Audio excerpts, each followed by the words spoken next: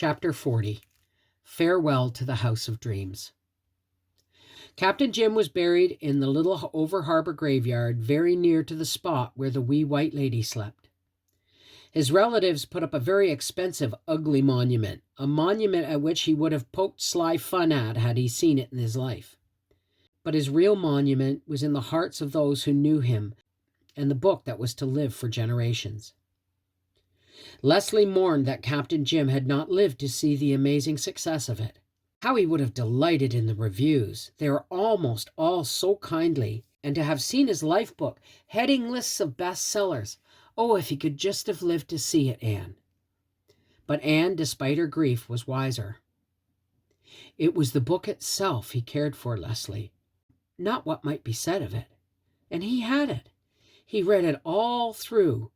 The last night must have been one of the greatest of happiness for him, with the quick, painless ending he had hoped for in the morning. I'm glad for Owen's sake and yours that the book is such a success. But Captain Jim was satisfied, I know. The Lighthouse Star still kept a nightly vigil. A substitute keeper had been sent to the point until such a time as an all-wise government could decide which of many applicants was best fitted for the place, or had the strongest pull. The first mate was at home in the little house beloved by Anne and Gilbert and Leslie, and tolerated by Susan, who had small liking for cats. I can put up with him for the sake of Captain Jim, Mrs. Doctor dear, for I like the old man, and I will see that he gets a bite and sup, and every mouse in the trap's accounted for.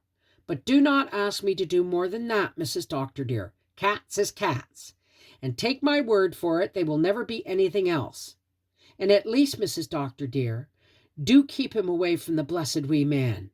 Picture yourself how awful it would be if he was to suck the darling's breath. That might fitly be called a catastrophe, said Gilbert. Oh, you may laugh, Doctor dear, but it would be no laughing matter. Cats never suck baby's breath, said Gilbert. That is only an old superstition, Susan. Oh, well, it may be a superstition or it may not, Doctor dear. All that I know is, it has happened.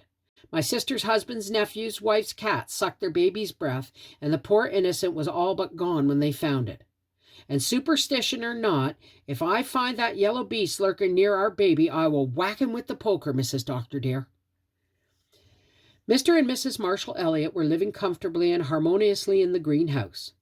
Leslie was busy with sewing, for she and Owen were to be married at Christmas. Anne wondered what she would do when Leslie was gone. Changes come all the time.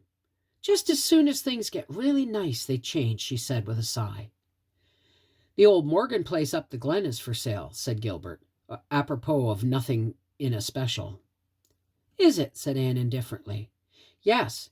Now that Mr. Morgan has gone, Mrs. Morgan wants to go and live with her children in Vancouver. She will sell cheaply, for a big place like that in a small village like the Glen will not be easy to dispose of. Well, it's certainly a beautiful place, so it's likely she will find a purchaser, said Anne absently, wondering whether she should hem-stitch or feather-stitch little Jem's short dresses. He was to be shortened the next week, and Anne felt ready to cry at the thought of it. Suppose we buy it, Anne, remarked Gilbert quietly. Anne dropped her sewing and stared at him. You're not in earnest, Gilbert. Indeed I am, dear. And leave this darling spot, our house of dreams, said Anne incredulously. Oh, Gilbert, it's unthinkable. Listen patiently to me, dear. I know just how you feel about it. I feel the same. But we've always known we would have to move someday. Oh, but not so soon, Gilbert, not just yet. We may never get such a chance again. If we don't buy the Morgan place, someone else will. And there is no other house in the Glen we would care to have, and no other really good site on which to build. This little house is, well, it has and has been what no other house can ever be to us, I admit. But you know, it's out of the way down here for a doctor. We've felt the inconvenience, though we've made the best of it. And it's a tight fit for us now. Perhaps in a few years, when Jem wants a room of his own, it will be entirely too small. Oh, I know, said Anne, tears filling her eyes. I know all that can be said against it, but I love it so, and it's so beautiful here. You would find it very lonely here after Leslie goes, and Captain Jim has gone too. The Morgan place is beautiful, and in time we would love it. You know you have always admired it, Anne. Oh, yes, but this has all seemed to come up so suddenly, Gilbert. I'm dizzy. 10 minutes ago I had no thought of leaving this dear spot. I was planning what I meant to do for it in the spring, what I meant to do in the garden. And yet if we leave this place, who will get it? It is out of the way, so it's likely some poor shiftless wandering family will rent it and overrun it, and oh, that would be a desecration. It would hurt me horribly. I know, but we cannot sacrifice our own interests to such considerations, Anne girl. The Morgan place will suit us in every essential particular. We really can't afford to miss such a chance. I think of that big lawn with those magnificent old trees and that splendid hardwood grove behind it. 12 acres of it. What a play place for our children. There's a fine orchard, too, and you've always admired that high brick wall around the garden with the door in it. You've thought it was so like a storybook garden. And there's almost a finest view of the harbor and the dunes from the Morgan place as from here. You can't see the lighthouse star from it. Yes, you can see it from the attic window. There's another advantage, Anne girl. You love big garrets. There's no brook in the garden. Well, no, but there is one running through the maple grove into the Glen Pond, and the pond itself isn't far away. You'll be able to fancy you have your own lake of shining waters. Well, don't say anything more about it just now, Gilbert. Give me some time to think, to get used to the idea. All right. There's no great hurry, of course. Only if we decide to buy, it would be well to be moved in and settled before winter. Gilbert went out, and Anne put away little Jem's short dresses with trembling hands. She could not sew any more that day. With tear-wet eyes she wandered over the little domain where she reigned so happy a queen. The Morgan place was all that Gilbert claimed.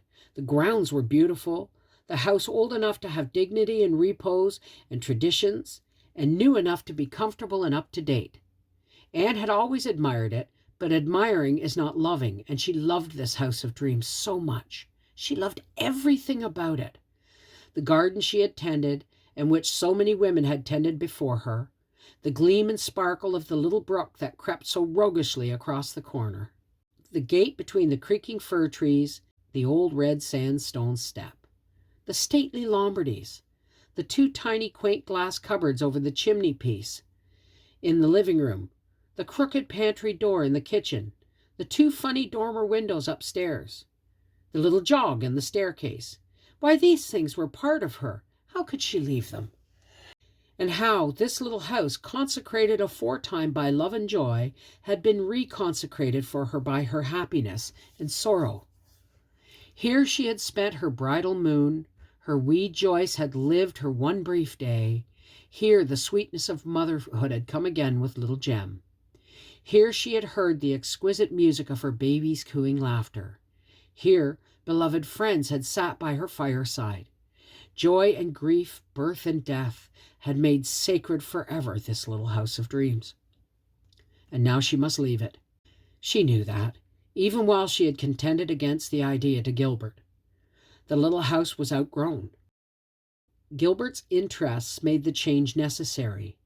His work, successful though it had been, was hampered by his location.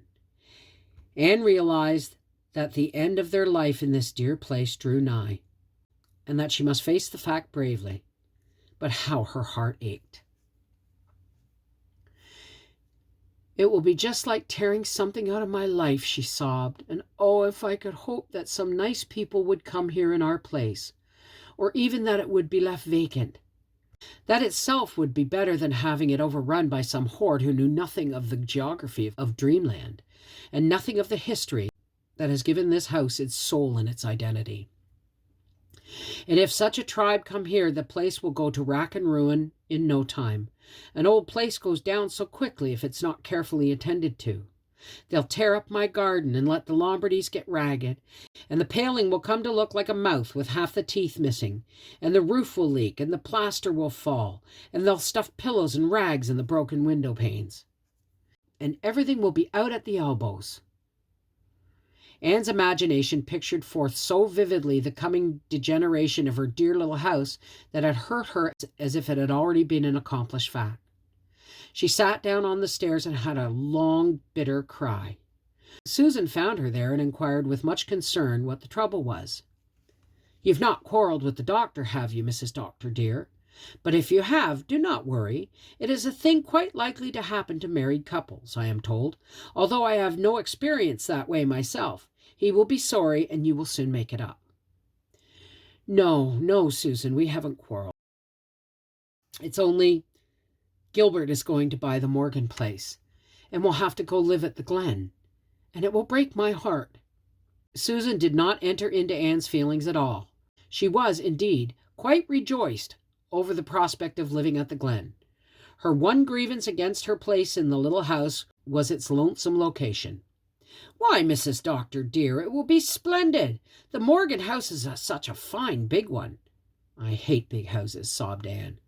"Oh, well, you will not hate them by the time you have half a dozen children," remarked Susan calmly, "and this house is too small already for us. We have no spare room since Mrs. Moore is here, and that pantry is the most aggravating place I ever tried to work in. There is a corner in every way you turn. Besides, it's out of the world down here. There's really nothing all but scenery." "Out of your world, perhaps, Susan, but not out of mine," said Anne with a faint smile. "I do not quite understand you, Mrs. Doctor, dear, but of course I'm not well educated. But if Dr. Blythe buys the Morgan place, he will make no mistake, and that you may tie to. They have water in it, and the pantries and closets are beautiful, and there's not another such cellar in P.E. Island, so I've been told. Why, the cellar here, Mrs. Doctor, dear, has been the heartbreak to me, as well you know." "Oh, go away, Susan, go away," Anne said forlornly. "Cellars and pantries and closets don't make a home. Why don't you weep with those who weep?" "Well, I never was much hand for weeping, Mrs. Doctor, dear. I would rather fall to and cheer people up than weep with them. Now, do not cry and spoil your pretty eyes. This house is very well and has served your turn, but it's high time you had better." Susan's point of view seemed to be that of most people. Leslie was the only one who sympathized understandingly with Anne. She had a good cry, too, when she heard the news. Then they both dried their tears and went to work at the preparations for moving. "Since we must go, let us go as soon as we can and have it over," said poor Anne with bitter resignation. "You know you will like that lovely old place at the Glen after you have lived in it long enough to have dear memories woven about it," said Leslie. "Friends will come here as they have come here. Happiness will glorify it for you. Now it's just a house to you, but the years will make it a home." Anne and Leslie had another cry the next week when they shortened little Jem. Anne felt the tragedy of it until evening, when his big long nightie she found her own dear baby again. "But it will be rompers next, and then trousers, and in no time he will be grown up," she sighed. "Well, you would not want him to stay a baby always, Mrs. Doctor, dear, would you?" said Susan. "Bless his innocent heart, he looked too sweet for anything in his little short dresses, with his dear feet sticking out. And think of the save in the ironing, Mrs. Doctor, dear." "Anne, I've just had a letter from Owen," said Leslie, entering with a bright face. "And oh, I have such good news. He writes me that he's going to buy this place from the church trustees and keep it to spend our summer vacations in. Anne, are you not glad?" "Oh, Leslie, glad isn't the word for it. It seems almost too good to be true. I shan't feel half so badly now that I know this dear spot will never be desecrated by a vandal tribe or left to tumble down and decay. Why, it's lovely, lovely." One October morning, Anne wakened to the realization that she had slept for the last time under the roof of her little house. The day was too busy to indulge regret, and when evening came, the house was stripped and bare. Anne and Gilbert were alone in it to say farewell. Leslie and Susan and little Jem had gone to the Glen with the last load of furniture. The sunset light streamed in through the curtainless windows. "It has all such a heartbroken, reproachful look, hasn't it?" said Anne. "Oh, I shall be so homesick at the Glen tonight." "We have been very happy here, haven't we, Anne girl?" said Gilbert, his voice full of feeling. Anne choked, unable to answer. Gilbert waited for her at the fir tree gate while she went over the little house and said farewell to every room. She was going away, but the old house would still be there, looking seaward through its quaint windows. The autumn winds would blow around it mournfully, and the gray rain would beat upon it, and the white mists would come in from the sea to enfold it, and the moonlight would fall over it and light up the old paths where the schoolmaster and his bride had walked. There, on that old harbor shore, the charm of story would linger. The wind would still whistle alluringly over the silver sand dunes. The waves would still call from the red rock coves. "But we will be gone," said Anne through the tears. She went out, closing and locking the door behind her. Gilbert was waiting for her with a smile. The lighthouse star was gleaming northward. The little garden, where only marigolds still bloomed, was already hooding itself in shadows. Anne knelt down and kissed the worn old step which she had crossed as a bride. "Goodbye, dear little house of dreams," she said.